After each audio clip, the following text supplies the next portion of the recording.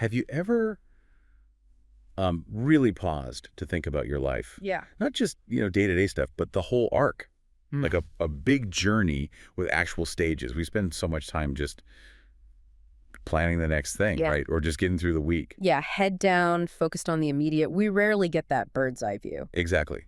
But what if there was this, like, ancient wisdom, a story maybe, that actually mapped it all out? Ah, now you're leading us right into today's deep dive. Right? A roadmap for everything, from, Yeah. Birth right through to, well, becoming an ancestor. That's precisely it. And that's our mission today. We're diving into this really incredible narrative, a story from a Cree elder. Okay. And it offers exactly that kind of map. It's a way to understand our own growth, sure, but also how we connect to community, to the land. And even our legacy. And our legacy, absolutely. It's about living a purposeful, integrated life from the very beginning to the very end. Okay, I'm hooked. Let's unpack this. Yeah. What's the story called? Where does it come from? So the story is often referred to as the Four Mountains. This version we're exploring was originally shared by a Cree elder, John Cryer. John Cryer. And it comes to us through the work of Vanessa from Gesturing Towards Decolonial Futures. And it's important to note, this was shared with permission. It's a collaboration. That's really important. Permission and collaboration. Vitally important. And it's described as a traveling story, one that's touched a lot of communities. A traveling story. What does that mean exactly in this context? Well, it ties into how Indigenous storytelling often works. It's fundamental to grasp this. Stories aren't just words on a page or tales told once. Right. They're more than entertainment. Much more. They're seen as living entities. Think about that. Alive. Wow. They have this ability, the story says, to land in our hearts and actually dance with us. Dance with us. Yeah, meaning they reveal different layers of meaning over time, maybe over your whole life. You don't just get it once. It's an ongoing relationship with the wisdom. That's a completely different way of thinking about stories than, just reading a book. A relationship with the wisdom. I like that. It requires something from us, though. The source mentions needing to clear space inside ourselves. Clear space. Like declutter our minds. Kind of. Letting go of preconceptions, maybe the frantic pace of our thoughts, so these deeper insights have room to actually land and resonate. You have to be receptive. Make space for the dance, maybe? That's a great way to put it. The wisdom isn't just given, it's received. And how deeply we receive it depends on our internal readiness, that space we create. Okay. And you said this one is a traveling story. Right. It's journeyed through different Indigenous communities, sometimes internationally. And as it traveled, it's said to have learned different dance moves. Huh. I love that imagery. So it evolves. It adapts. Exactly. It absorbs perspectives, maybe gets refined, transformed by the communities it visits. It's not static. Which means it's probably impossible, or maybe not even the point, to pin down exactly what's original versus what's been added along the way. Precisely. It highlights the fluidity. And of course, there's a big difference between reading a written version, like we're discussing aspects of today, and hearing it told live. Oh, definitely. The oral tradition. Yeah. The source even suggests, if you ever get the chance to hear it from John Cryer himself, that's invaluable. The power of the spoken word in that context is unique. That makes sense. So this whole idea of a living, traveling, dancing story, it really changes how we should approach this wisdom, doesn't it? It absolutely does. It's not about finding one fixed meaning. It's about engaging with something dynamic, something that reveals itself over time and in relationship. It invites participation. Okay, that's a really crucial foundation. Active participation, not passive consumption. So let's get into the core of it. The Four Mountains. Right. The central idea is that a human life is like a journey, a trek across four distinct stages, each represented by a mountain. Four specific mountains. Yes. You have the baby mountain first, then the warrior mountain, followed by the hunter-provider mountain, and finally the elder mountain. Baby, warrior, hunter-provider, elder. It lays out a whole life arc. A comprehensive, almost spiraling arc. And it's presented not just as a human idea, but as part of the natural order of things. Natural order. How so? The story suggests that when everything is in balance, the land, the ancestors, all our relations, human and non-human, they actually support us in moving through these stages. Wow, so it's not just a striving alone. There's like a whole system of support built into life itself. That's the idea, a communal, ancestral, even ecological support system for the journey. It reframes growth completely. Yeah, that's beautiful. It feels less like a struggle that way. And it connects to another key principle. We don't actually own our lives or our time. Not in the way we might think. We don't own our lives. Not in an absolute sense. The idea is that a more powerful force, maybe call it the Great Spirit, the Creator, determines our lifespan and gives us visions for how we're meant to contribute. So life is more like a gift or Okay. a responsibility. A sacred gift entrusted to us with a purpose bigger than just our own wants and needs. It shifts the focus dramatically. From what can I get to what am I here to give? Something like that. But the story is also realistic. It acknowledges that not everyone climbs all 4 mountains. Wow. Some journeys are shorter, and sometimes people get lost. They get stuck on one mountain. Stuck. Like they can't move to the next stage. Exactly. And the story is very clear about what's needed then. What is needed? The guidance of elders. It says their guidance is necessary to help people find the path, connect to the visions, and move in a healthier way again. So elders aren't just wise figures. They have an active role in helping people get unstuck. A vital, active, compassionate role. They're guides, navigators, maybe even healers for the community's journey. Their wisdom is fundamental. That's a powerful view of eldership. Not just respect, but essential function. The whole journey sounds deeply communal. Profoundly communal. Intergenerational support is absolutely critical. It's all interconnected. Okay, let's start climbing then. Mountain number 1, the baby mountain. What's the essence of this first stage? This is the very beginning, obviously, and the story paints this picture of the ideal arrival, how a newborn should be received, with unconditional regard and respect for your existence. Just for being, not for what you might do later, just because you are. Unconditional regard. Wow. Yeah. It's not always how it feels in the modern world, is it? Perhaps not.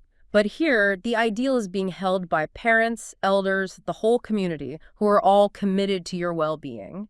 It sets this foundational tone of belonging, of worth. That sounds like the most secure start imaginable. Then the baby's very first breath, that's considered their first rite of passage. Just breathing. Mhm. A rite of passage. Simple but profound. Then there's this concept of the bundle.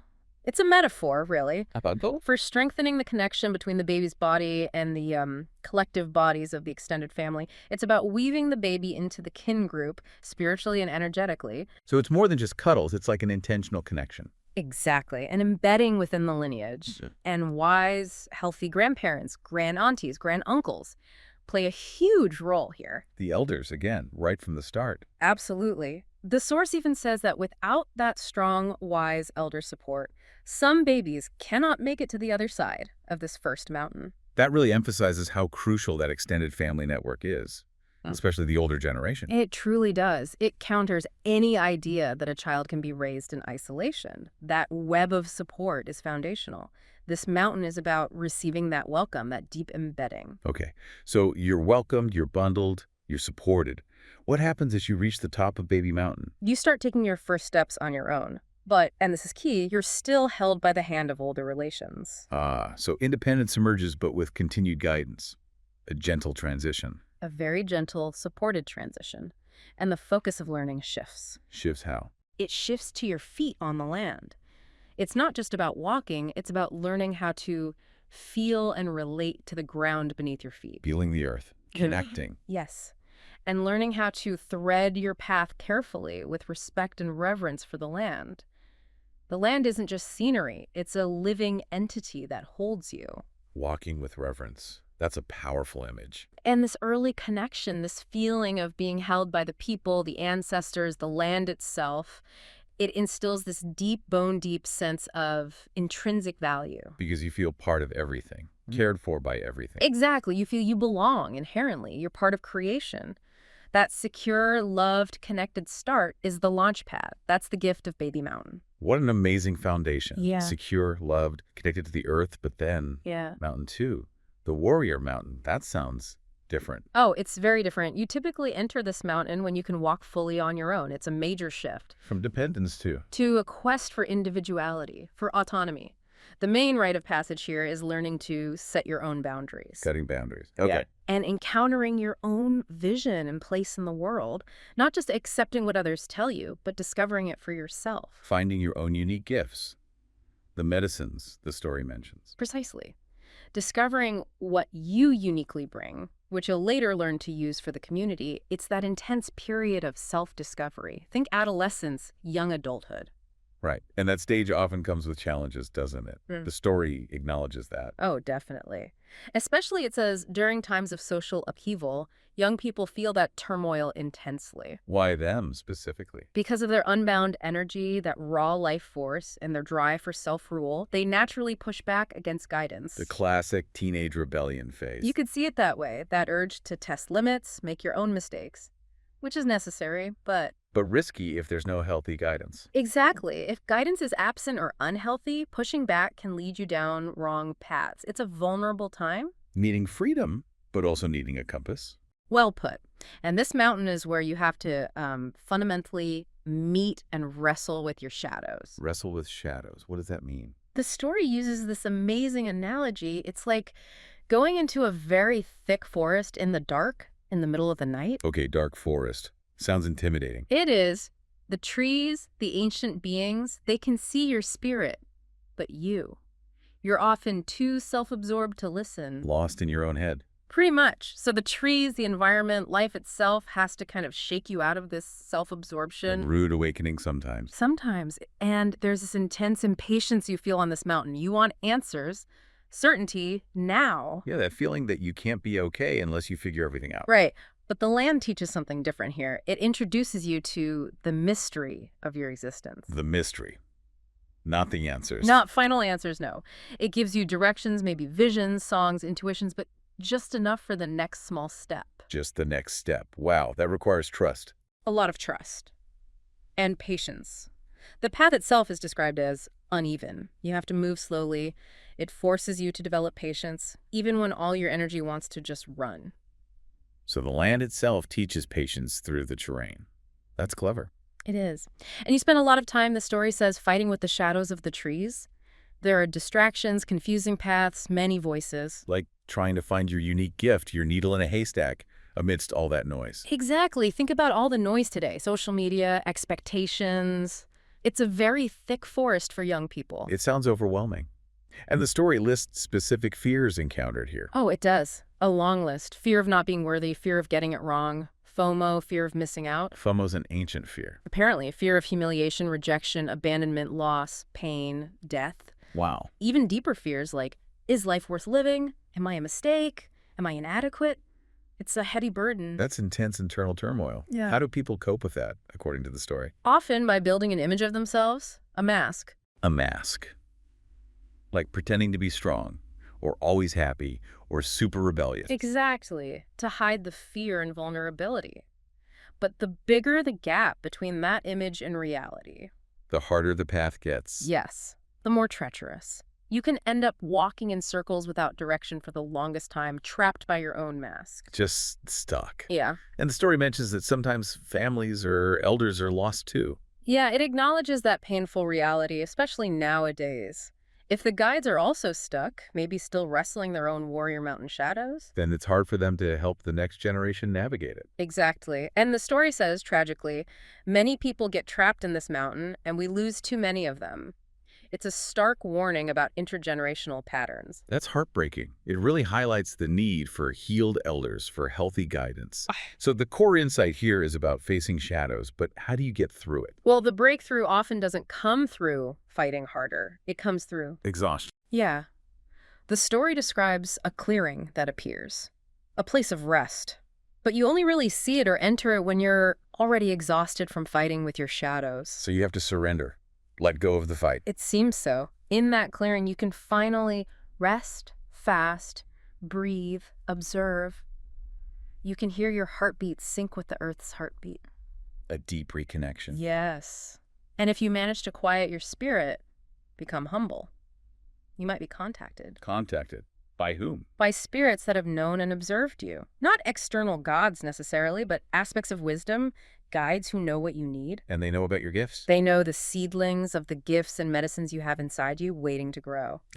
So that's the turning point. That's it. From that contact, your medicines start to grow and work through you. They become active, and magically half the fears just disappear. Because you have purpose. Inner strength. Something like that. And as you descend this mountain, you become really familiar with your gifts. There's this unexpected good feeling. Not certainty, but a different kind of good feeling. Yeah, deeper, more authentic. It comes from integrating the shadows, not just conquering them. That's the journey down from Warrior Mountain. Self-discovery, real empowerment. What a transformation. Okay, from that hard-won self-knowledge, we move to Mountain 3, the Hunter-Provider Mountain. This sounds more outward-focused. Absolutely. The rite of passage here is seeing a much bigger picture, looking into the past, into the future, understanding your place in the flow, Expanding perspective. and learning to use those gifts you discovered, your medicines, to contribute to the well-being of your family, community, the land, all relations. So moving from finding gifts to using them responsibly. Exactly. Deploying them. Mm. But that comes with its own massive challenge, discernment. Discernment. Knowing how and when to use the gifts. Precisely. Learning when, how, and how much to offer. Recognizing when your gift is helpful medicine and when, if misused, it could actually turn into poison. Even good gifts can be poison. Wow. If misapplied or offered without wisdom, yes. And learning how to integrate your gifts with the gifts of others. It's not a solo act. Part of a bigger ecosystem of gifts. That sounds complex. It is. The story calls this a busy and humbling period of deep learning about discernment, and you will make mistakes. Mistakes are part of the learning. Integral to it. Maybe someone asks for your help, your specific medicine, but you realize it's not what they truly need. How do you respond wisely then? Yeah. That requires real insight, not just giving what's asked for. Deep understanding of context, relationship, need. It's complex ethical work. And this mountain develops specific qualities in a person. A whole suite of balanced qualities, like being confident and humble, autonomous and accountable, generous but not exploited. That's a tricky balance. Learning to be serious and laugh at yourself, learning quickly from mistakes, apologizing for harm caused, Taking responsibility. deeply, not increasing others' labor unnecessarily, being accountable even to the non-human lives that sustain you. It's a whole ethical framework. Accountability to plants and animals too. That's profound. It grounds you in that wider web of life. And then there's this concept of gifting gifts. Gifting gifts. What does that mean? The core idea, a gift is only a gift when it is gifted. It cannot be sold. So it's not transactional. Not at all. A true gift, given freely, moves the receiver's heart towards reciprocity. Maybe not back to you directly, but it keeps generosity flowing in the community. An economy of generosity. That requires trust, doesn't it? Huge trust. Trust that the land and the spirits will take care of your needs too if you use your gifts well. It's very different from our usual quid pro quo thinking. It really is. The story even distinguishes between a day job and your work. Yeah, your job sustains you, provides for your family, but your work is using those unique gifts, that deeper calling. They might not be the same thing. Recognizing that difference seems important. Protecting the sacredness of the gift. Exactly. But even here, on this mountain of contribution, there are shadows. Big ones. Like what? The temptation to use your gifts destructively. Oh. The danger of shifting from being a hunter, providing respectfully, into being a predator. A predator. By taking more than your share, exploiting others' weaknesses, using your power for selfish gain, acting out of greed or imbalance. And why does that happen? The story links it back directly. Gaps in the teachings of the previous mountains. So if you didn't fully learn the lessons of the baby mountain about inherent worth, or the warrior mountain about humility and shadow work, Then the power you gain on the hunter-provider mountain can corrupt you. Your gifts become weapons. that makes so much sense. It's a powerful warning about unchecked power or influence. Absolutely. That's why learning early on to be a helper, to serve the greater good, is so critical. Otherwise, you risk destroying relations, even destroying yourself. Is there a consequence built in? The story says there's a natural law. Become a predator, create that imbalance, and you will pay the price. Sometimes even with your life, it's inherent justice. Wow, so the core insight is about responsible, ethical gifting balanced by all the previous lessons. Exactly. Discernment, reciprocity, deep responsibility, guarded by humility and self-awareness. Okay, so assuming you navigate that well, what happens as you descend Hunter-Provider Mountain? You become ready to integrate your gifts into a much wider ecology. You naturally start mentoring others, sharing what you learn, especially from your mistakes. Passing it on. And your perspective shifts again. You realize how large the world is, how small you are. That could feel overwhelming. But it doesn't. Instead, you start seeing the miracle and beauty of small things, including your own small, vital part. It's profound humility, but also deep belonging. A recalibration of ego. Perfectly put. And you realize how much you don't know and can't know, and that becomes okay. You let go of needing all the answers. Hmm. Unlike the warrior stage. Completely. Mystery is no longer frightening. It's just part of reality. You embrace the unknown. And shadows. Pain. They don't scare you anymore. You learn to hold the hand of pain. You accept that shadows exist wherever there's light. It's acceptance of duality. That sounds incredibly resilient. It is. And you develop this deep, abiding reverence for the land, for the planet. You start hearing the songs that move everything. Seasons, waters, winds. Time feels different. More cyclical. Connected. Deeply connected. And this awareness isn't just a glimpse anymore. You cannot turn it off. It's fully integrated. That constant awareness, that sounds like readiness for the final mountain. It is. Even though the story jokes, you'll probably be saying you don't feel ready. Which is a sign that you are ready. Exactly. That humility is the marker. Okay, the final peak. The Elder Mountain.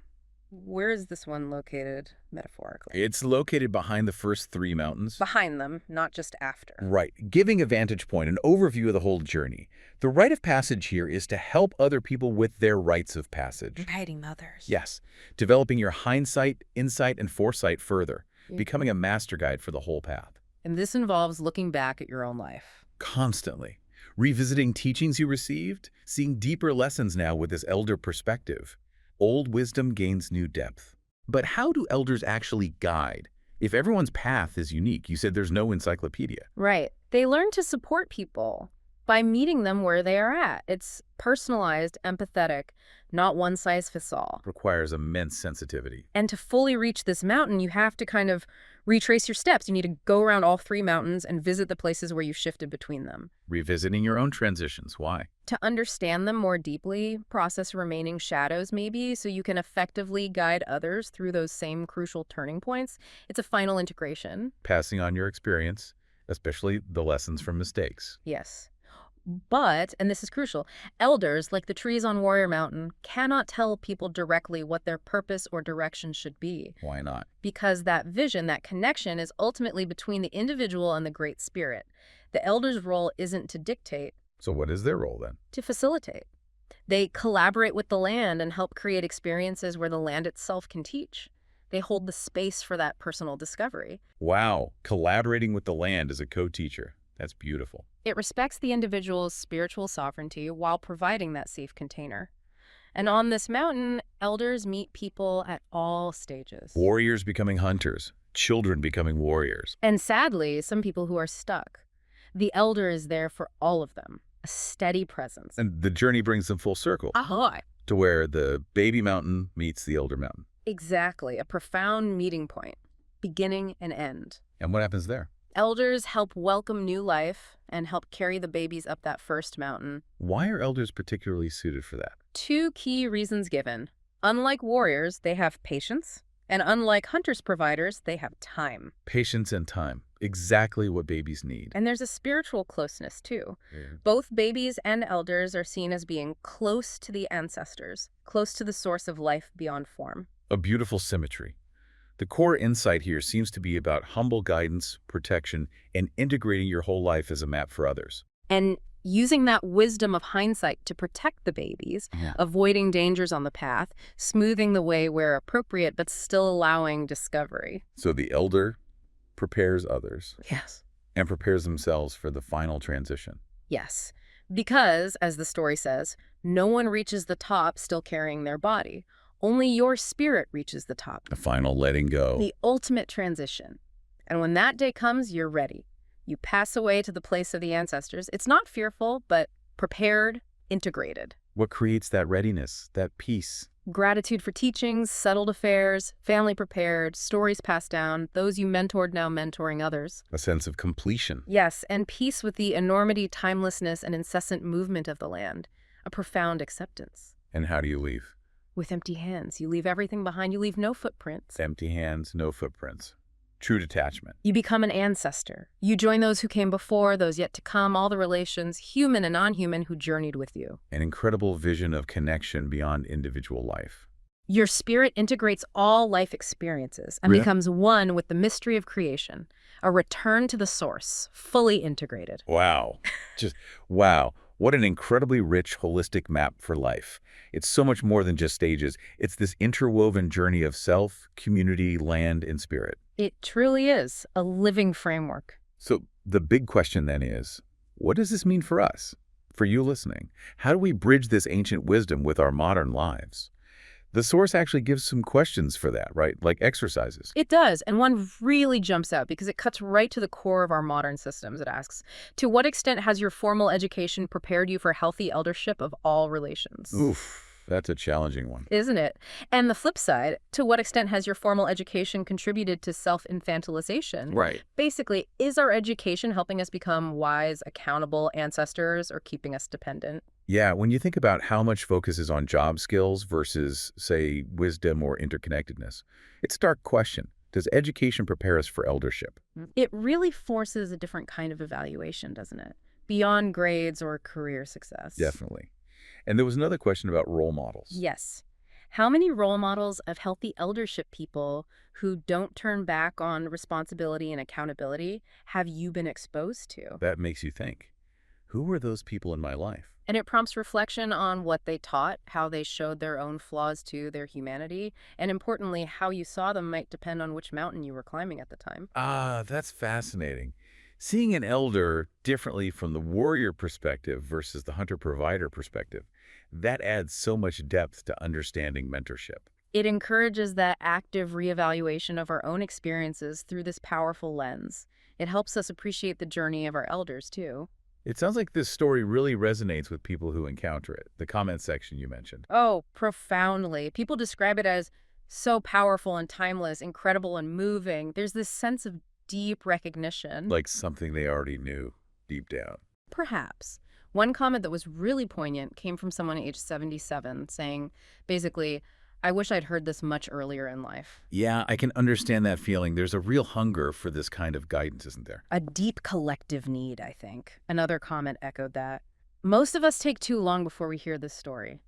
It feels urgent. Urgent to share it, internalize it, Mm. use it as that compass. Exactly. People also mentioned how it fosters constant awareness, recognizing it as wisdom of the ages. It just clicks for many people across different backgrounds. So this deep dive through the four mountains, baby, warrior, hunter-provider, elder, it really offers this incredible cyclical map for a life of purpose, resilience, connection. A truly comprehensive framework, reminding us our journey isn't isolated, it's part of this vast supportive web of creation. And like that traveling story, this wisdom keeps dancing, right? It's not static. Exactly. It will continue to dance within us, hopefully revealing new layers, new insights as we move through our own mountains. It grows with us. So as you, our listener, reflect on this path, this ancient wisdom, maybe take a moment.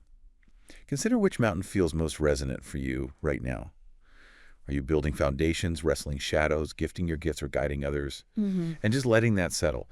Perhaps consider this final thought. How might understanding your current mountain inspire just one small, intentional step today? Step to honor where you are, maybe nurture what's coming next, and ultimately contribute to becoming the kind of wise, loving ancestor you hope to be for all relations.